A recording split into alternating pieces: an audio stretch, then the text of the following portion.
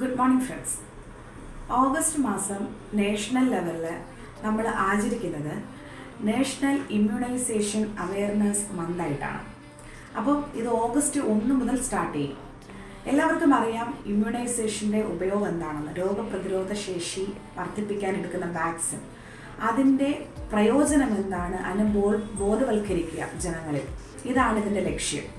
ഒരു കുഞ്ഞ് ജനിക്കുമ്പോൾ തന്നെ ആ കുഞ്ഞിൻ്റെ ഓരോ വളർച്ചയുടെ ഘട്ടങ്ങളിലും നമ്മൾ ഇമ്മ്യൂണൈസേഷൻ കൊടുക്കാറുണ്ട്, വാക്സിൻ കൊടുക്കാറുണ്ട്, പല രോഗപ്രതിരോധ ശേഷിക്കുമുള്ള വാക്സിൻ.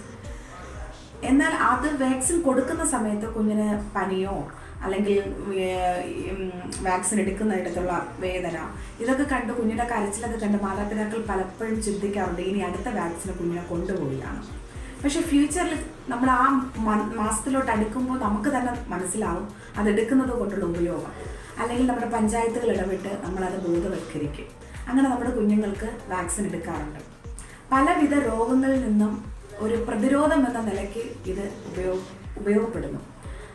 1995 ഈ മാസം ഈ അവയർനെസ്സിന് വേണ്ടി ആദ്യമായി പ്രഖ്യാപിക്കുന്നത്.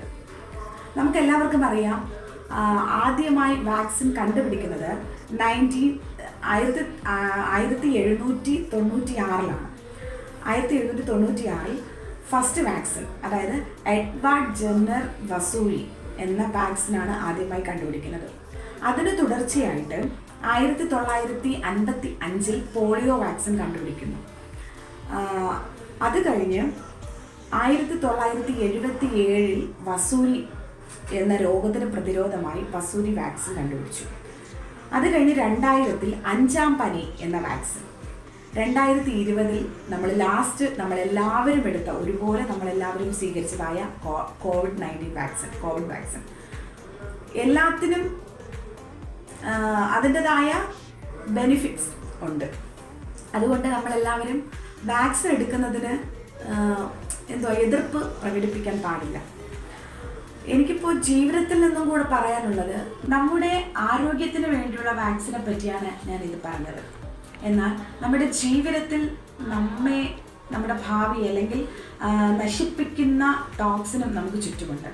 അതായത് നമ്മുടെ ജീവിതത്തെ നശിപ്പിക്കുന്ന ടോക്സിൻ പീപ്പിൾസ്, അതിനെ നമ്മൾ മനസ്സിലാക്കണം. നമ്മളൊരു ഫ്രണ്ടിനെ തിരഞ്ഞെടുക്കുമ്പോൾ അല്ലെങ്കിൽ നമ്മുടെ ചുറ്റുപാടുമുള്ള ആൾക്കാർ നമ്മൾ സംസാരിക്കുന്നത് അത് നമ്മളെപ്പോഴും നമ്മൾ ചിന്തിച്ചുകൊണ്ടായിരിക്കണം. നമ്മുടെ ജീവിതം നമ്മൾ നശിപ്പിക്കാൻ പാടില്ല. നമ്മുടെ ശരീരത്തിനെ നമ്മൾ സ്നേഹിച്ചിട്ട് നമ്മൾ വാക്സിൻ എടുക്കുന്നത് പോലെ നമ്മുടെ ടോക്സിക് ആയിട്ടുള്ള പീപ്പിൾസിൽ നിന്നും നമ്മൾ എപ്പോഴും അകന്നിരിക്കണം.